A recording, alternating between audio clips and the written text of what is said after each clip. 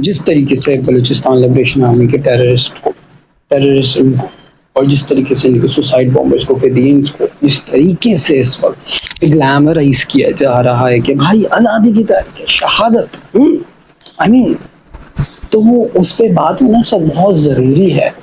तुम लोगों को मैं तुम लोगों को कोई कॉन्स्पिरेसी नहीं दूंगा, मैं तुम लोगों को बताता हूँ कि जियो पॉलिटिक्स किस तरीके से वर्क करती है, जियो पॉलिटिकल डायनेमिक्स क्या होता है। Let's stop this, pause this, मैं तुम लोगों को लेके जाता हूँ, मैं तुम्हें कनेक्ट करता हूँ कि ये एकदम से क्यों हो रहा है, राइज हो रहा है।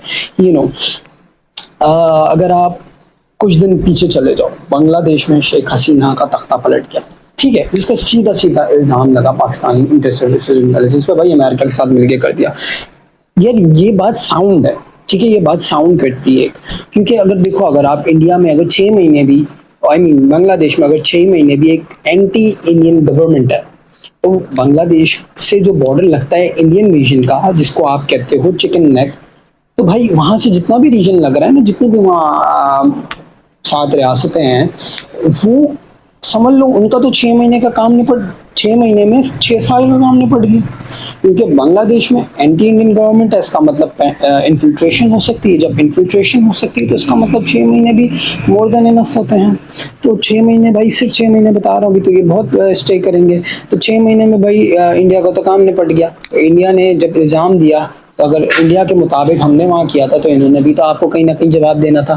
फिर इन्होंने इल्ज़ाम लगाया आप पे, भाई आपने 600 SSG के कमांडोज घुसा दिए हैं डायरेक्ट वहाँ पे जम्मू साइड पे, ठीक है, जम्मू साइड पे, और अब तो भाई ये वही कारगिल वाला सीन होने वाला है। तो और ये जो एम्बिश अभी रिसेंटली जम्मू वाली साइड पर हुआ है, जो कि कंपैरेटिवली कश्मीर से पहले थोड़ा सा पीसफुल इलाका था, कि वहाँ पे एकदम से राइज आ गया है, एम्बुशेस हो रहे हैं, वो लोग पकड़े नहीं जा रहे हैं, ऐसे एम्बुश होते हैं और फिर वो बंदे भी नहीं पकड़े जाते हैं, ये लोग ऑपरेशन करते रहते हैं, पूरा महीना कॉर्डन ऑफ कर लिया लेकिन बंदे नहीं मिल रहे हैं।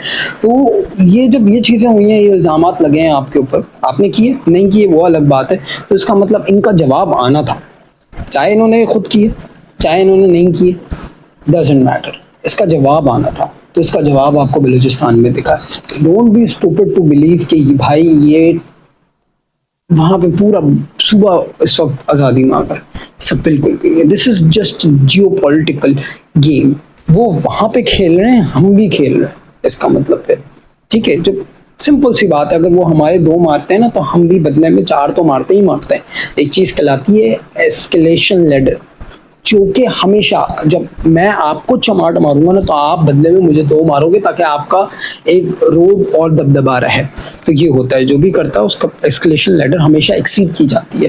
तो अगर वो यहाँ कर रहे हैं, तो उसका मतलब हम भी वहां कर रहे होंगे, नहीं कर रहे तो करेंगे। Blood is always avenged with blood, simple as it. Like this is a very simple statement and this is a very simple rule. Civilian blood बहा है तो सिविलियन ब्लड बहेगा, मिलिट्री का ब्लड बहा है तो मिलिट्री का बहेगा, और कम दोनों का बहा है तो भाई तुम्हारे तो लग गए। सिंपल। हम भी कर रहे हैं, करेंगे या कर रहे होंगे मुझे नहीं पता, but this is very much of a fact that it is India doing state sponsored terrorism, और फिर कबूल भी रहे हैं भाई। तो ये बात समझो, सिंपल सी बात।